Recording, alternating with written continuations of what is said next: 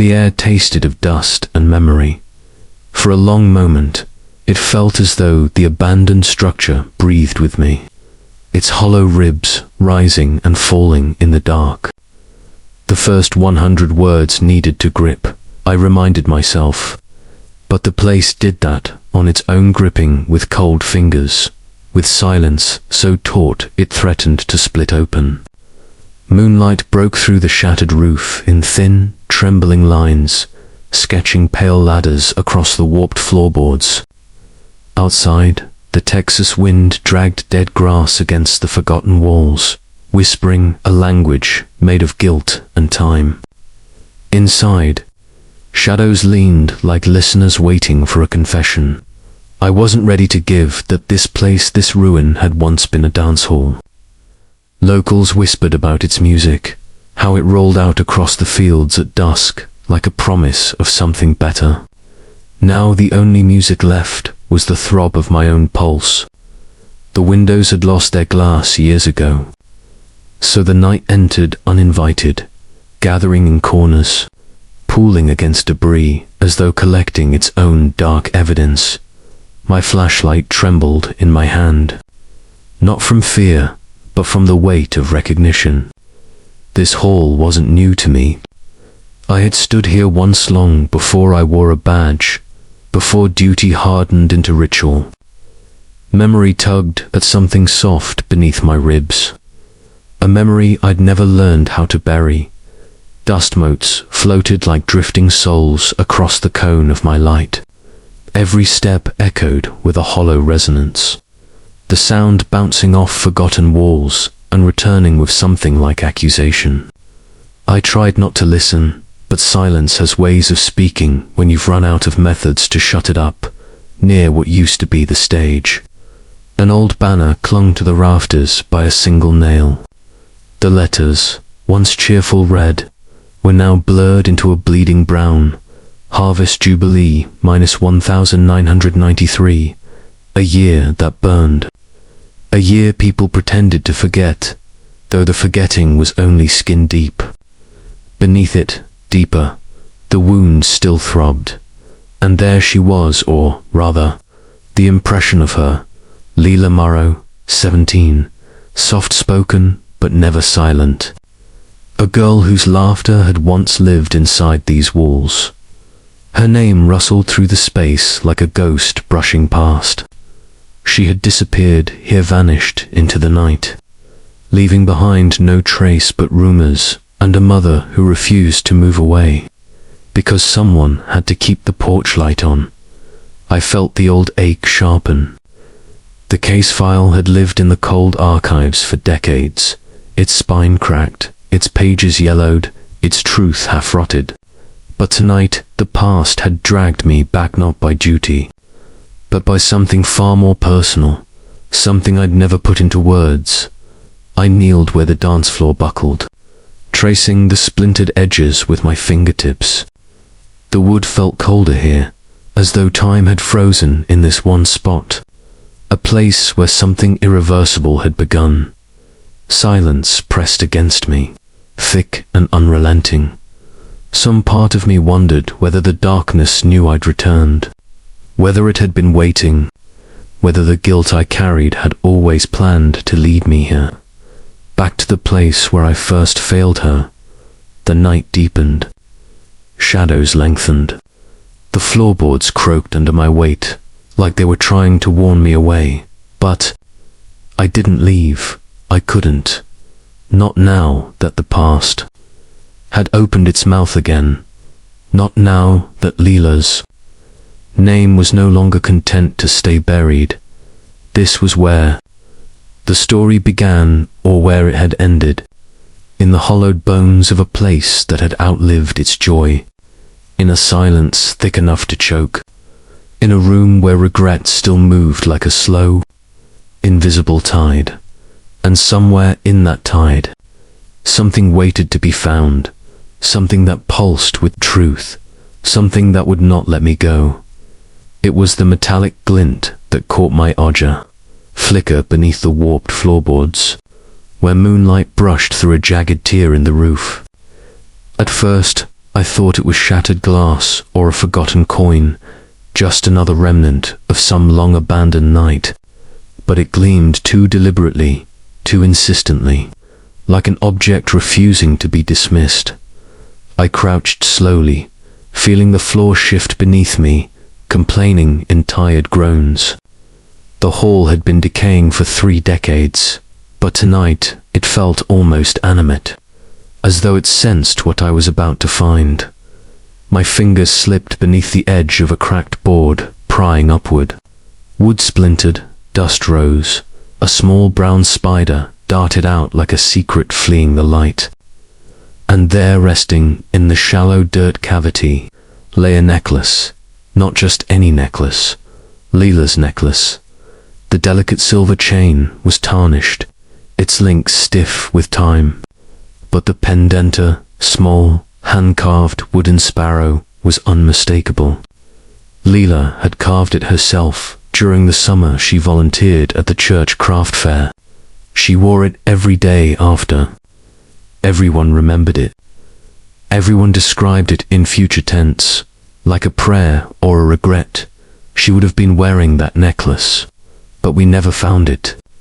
Not in '93, not in any of the follow-up searches. Not until now. The sparrow lay half swallowed by dirt, yet somehow untouched by decays, if it had been waiting for me specifically, sheltered from destruction by something more deliberate than chance. I lifted it gently, turning it over in my palm. The edges were still smooth, like the shape had been warmed by a familiar touch. A trapdoor memory opened inside me then of Lila leaning against the bleachers during practice, tapping the wooden sparrow against her front teeth while she laughed at something I'd said. A small laugh, quick and bright. A sound I couldn't forget even if I tried. The necklace grew heavier in my hand, as though the past condensed inside it. Cold cases don't reopen themselves. Objects don't resurface at random. Something or someone had placed it here, and that was the part that made my pulse slip sideways. The sparrow wasn't found near the stage where she disappeared. It was directly beneath it, buried under the one part of the hall no one had ever bothered to check thoroughly, because the floorboards there had always seemed too solid, too intact, too undisturbed. Not undisturbed now, though. Not after 30 years of quiet. I closed my fingers around the necklace, and the darkness around me seemed to pull closer. As if watching, the air tightened. The silence grew dense, and inside me, something old and half-starved stirred. Awake, because if the necklace was her hidden, where only someone who knew would think to look, then the disappearance was no longer a relic of the past. It was alive, again, and it was calling me. I should have left the hall the moment I found the necklace. Protocol demanded it. Chain of evidence, proper reporting, waiting for backup procedures drilled into me like a second spine. But the moment the sparrow pendant touched my skin, something inside me twisted, pulling me deeper instead of out, because this wasn't a case to me. Not really. Not anymore. I tried to pretend otherwise for years, burying what I felt beneath paperwork and routine, convincing myself it was empathy, not obsession. But obsession has a texture. It clings, and as I stood there in the ruins of the hall, the truth pressed against me like breath on the back of my neck. I wasn't here because the department told me to reopen Lila Marrow's file. Was here because I never stopped seeing her face, not the way people remembered it, yearbook smile, wind-tangled hair, but the last time I saw her alive. That moment replayed in me like a looping reel. Lila standing by the stage stairs, eyes bright with some unspoken thing, the sparrow pendant resting against her collarbone like a heartbeat. She had wanted to tell me something. I saw it in her hesitation, in the way her fingers tightened around the rail. But I didn't stay. I told myself she'd be fine. I told myself she'd find someone else to talk to. I told myself it wasn't my responsibility. All lies. The guilt had settled in me, like sediment layer upon layer, until it hardened into something I carried without speaking of it. Years passed, investigations came and went, but the hollow stayed. I dug into other cases, chased dangers no one asked me to, filling the space with adrenaline instead of truth. But Lila remained, a ghost shaped like a memory I'd abandoned.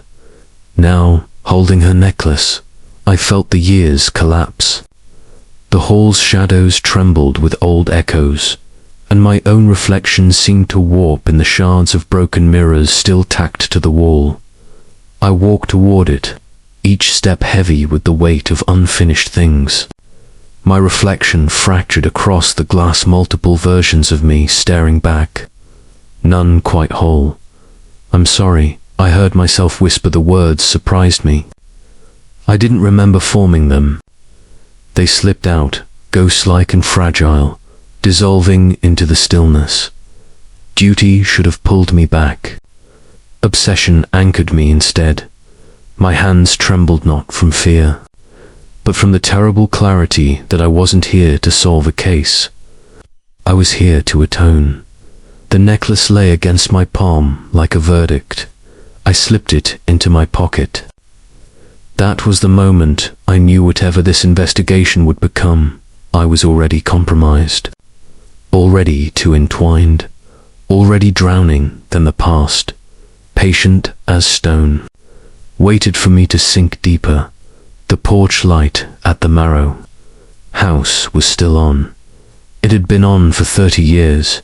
At least that's how the town told the story.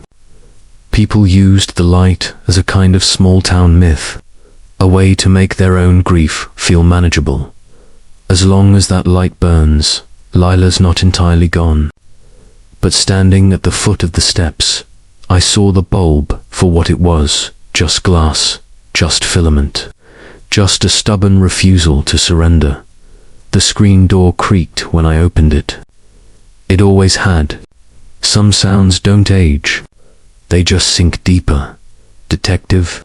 Her voice came from the dim hallway, dry and thin as old paper. Lila Marrow stepped into view. Curls of grey hair pinned back with the same kind of carefulness she used when Lila was young.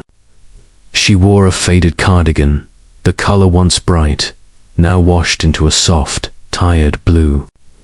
The years had webbed her skin, but her eyes were the same fierce, unsmiling blue that had stared down officers, reporters, search volunteers. "Mrs. Marrow," I said. My throat felt rough around the words. "You found something." Not a question, just a quiet claim. I hadn't called her. No one had. But she knew. Some mothers live in a permanent state of waiting, tuned to the slightest shift in the air. I nodded once. At the old hall, her fingers tightened on the cardigan.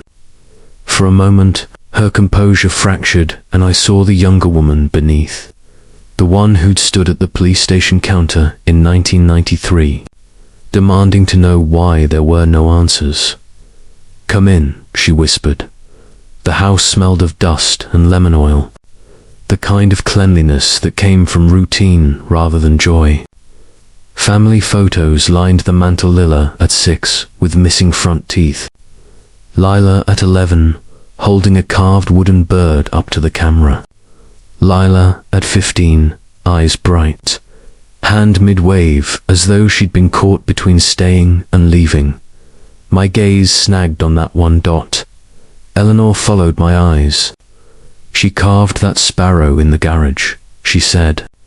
"Sanded it with your father's old tools." My father. The word landed like an unexpected echo.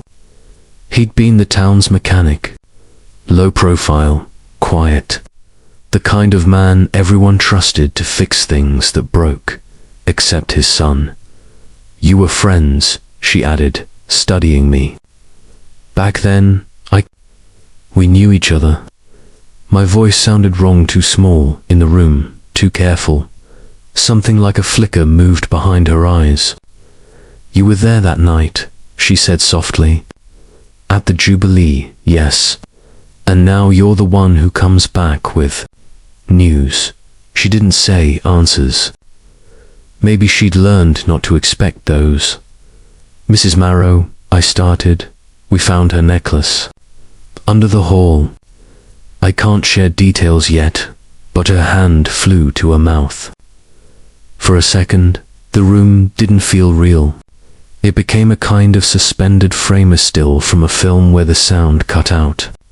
Her shoulders trembled once, twice, then stopped as she forced herself still. I always knew it wasn't lost, she murmured through her fingers. He took it. Whoever took her, he wouldn't leave that behind. Something in the way she said he made the air shift. A focus, a direction. Do you remember anyone she was afraid of? I asked. Her gaze slid past me, toward the family photos, like she might find the answer tucked into one of the glossy images. She wrote names, Eleanor said quietly. Not full ones. Letters, symbols. I read after, but it felt like intruding on a closed room. You still have her things. I knew she did. I'd known for years. But saying it made the question feel official instead of personal. In her room, she said, I never changed it. Thought maybe it would help. Or maybe I didn't know how to do anything else. She walked me down the narrow hallway, our steps muffled by a runner rug worn thin in the middle. Lila's door was still the same pale yellow. The paint chipped near the handle where bracelets and keys had. Knocked against it in passing. Eleanor stopped with her hand on the knob. You were the last one I remember seeing her laugh with, she said, not looking at me. On the field, the week before. You told that joke about the mascot costume. She laughed so hard she cried. The memory hit like a flashbulb. Lila doubled over. The wooden sparrow bouncing against her chest, sunlight catching in her hair, my own laughter mingling with hers. A simple, stupid moment I hadn't earned. She trusted you, Eleanor said. Guilt moved through me like ice water. The door opened with a soft sigh.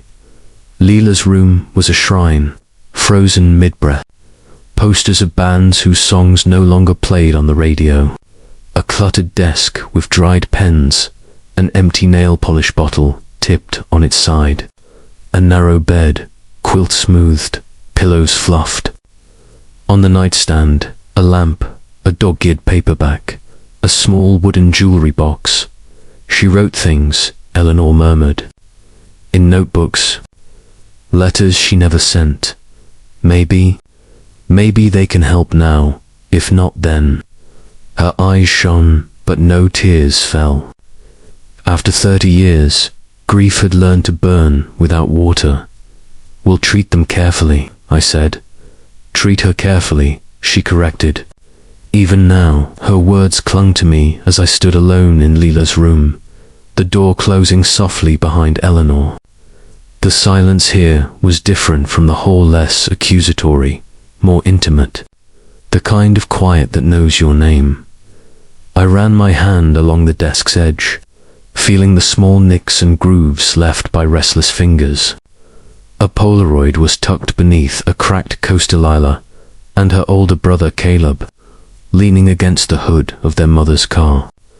Caleb's arm wrapped around her shoulders, his expression half protective, half exhausted in that way older siblings often are. I'd seen him earlier that day, at the bar near the highway, nursing a drink he didn't want to finish. We exchanged a nod, nothing more. The kind of acknowledgement that carried 30 years of everything unsaid now. In the photo, he looked younger than I ever remembered him. Hopeful in spite of himself. I wondered what he'd think when he heard the necklace had surfaced. Whether it would reopen his own private courtroom. Whether he'd blame me again for not seeing, not staying, not saving. There were other characters orbiting this gravity. Retired Sheriff Don Reeves, who'd carried the first investigation like a stone in his chest. Pastor Hal Briggs, who'd stood at the vigil and promised justice in God's time. Mara, who'd once held my hand under the bleachers and whispered that something about that night felt wrong. A small cast, a small town, everyone tied to Lila by threads of memory, guilt, or longing. We all moved around her absence like planets around a dead sun. And now, with the sparrow necklace in my pocket and the weight of Eleanor's trust on my shoulders, my orbit had pulled dangerously close. Lila's jewelry box was heavier than it looked. The wood was dark, slightly warped at the edges. The floral inlay faded into faint outlines, like the memory of a pattern more than the pattern itself. When I lifted the lid, the hinge gave a soft, rusty sigh as though it hadn't been opened in years. Inside, a few tangled chains, a pair of mismatched earrings, a ribbon stiff with age, and beneath those, folded pieces of paper, not just random notes pages torn neatly from a spiral notebook.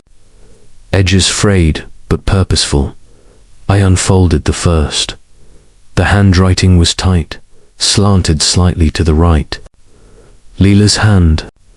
I knew it from signatures on permission slips, from the back of her old-school library card. June 3rd, he's here again. At the edges. Always at the edges. No name, just that. The rest of the page was filled with small, sketched bird sparrows in mid-flight, perched on wires, clustered on a line that seemed to fray apart. I moved to the second page. July 19th, if I say something, it becomes real. If I don't, it already is, at the bottom. A shorthand, an initial each over and over, drawn with darker ink where the pen had pressed harder. The third page was stranger. More fragmented August 2nd patterns. He doesn't look at me when others are close. He always stands near doors. I hear his shoes before I see him. The hall, the hall, the hall in the margin, she'd written. Do you see it, eh? Then scribbled out the letter so hard the paper almost tore. I stared at that crushed initial, my pulse ticking louder in my ears. A dot, Aaron, my name. She'd never called me by it. To her, I'd always been Cade, the surname that stuck to me like a badge even before I had one. But here, on paper, she'd written a like there was something she hadn't been able to tell me. Or maybe something she'd already tried. I swallowed, throat dry. On the desk, beneath a dusty notebook and a dried-out highlighter, I found a stack of Polaroids held together by a brittle rubber band. The images were faded, the colors washed into nostalgic smears, but the shapes, the arrangements, still spoke. On the desk, beneath a dusty notebook and a dried-out highlighter, I found a stack of Polaroids held together by a brittle rubber band. The images were faded, the colors washed into nostalgic smears, but the shapes, the arrangements, still spoke. I laid them out on the bedspread, side by side, like pieces of an old puzzle. Photo 1, the Harvest Jubilee dance floor.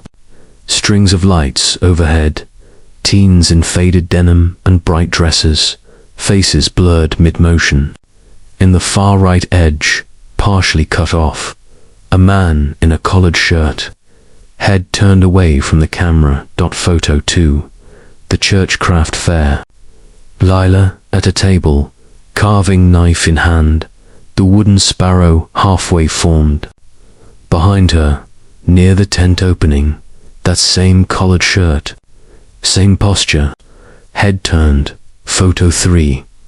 The school parking lot. Groups of kids clustered around cars. Lila near the front, expression tense, the necklace now complete around her neck. Behind her, across the lot, the same man, collared shirt, standing near a door. Always near doors at the edges. Always at the edges. I felt my chest tighten. I scanned every frame, every corner, every blurred silhouette. The same shape, the same posture. A ghost woven into the background of her life, never quite fully captured, but always there in the fourth photo. Something shifted. The Harvest Jubilee again, but this time, the angle was different. Someone had been standing near the stage, taking a shot over the crowd. The lights above were harsh, washing faces into pale ovals.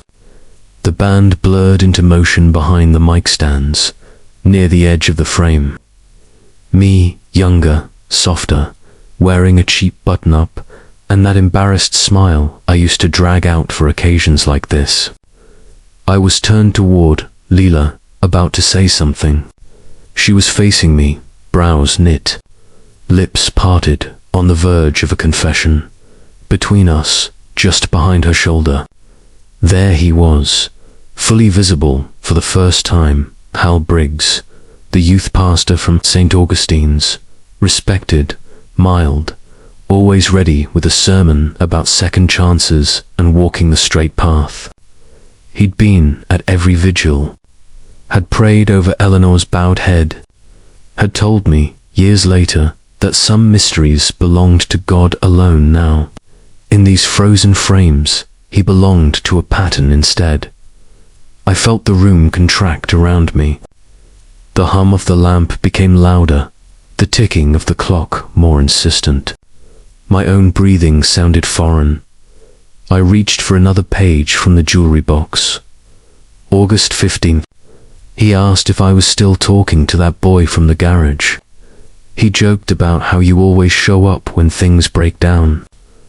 I laughed so he wouldn't see how my stomach dropped. He said God sends people to guard us. I think I'm the one who needs guarding from him. At the bottom, a single word. Doorways. I closed my eyes. Doorways at the church. Doorways at the hall. Doorways at the school. The pattern wasn't just about where he stood, was about where he waited. Transitions, thresholds, the spaces where one decision became another. I spread the photos and notes across the bed, the evidence building a lattice of implication. Lines connected in my mind, places, times, glances. The puzzle pulled tighter around a center shaped like Briggs. Yet my gaze kept snagging on that scratched out A in the margin. On the Polaroid where Lila's eyes were fixed on mine, not his. On the fact that I'd been there, in the frame, while he hovered behind. Two ghosts in her periphery. One she feared, one she trusted. Both of us at the edges of her last days. The more I studied the patterns, the more I felt something else in unease that didn't entirely belong to Briggs. A sense that my own memory had left blank spaces, missing frames in a sequence I thought I knew, because if Lila had seen this pattern forming, why hadn't she said anything to me? Or had she tried, and I just didn't hear? The diary, the photos, the necklace, they formed an argument, a script, a trail leading toward a single conclusion. But beneath that trail, my own footprints overlapped, half-raced by time, and that was the part that made my hands shake.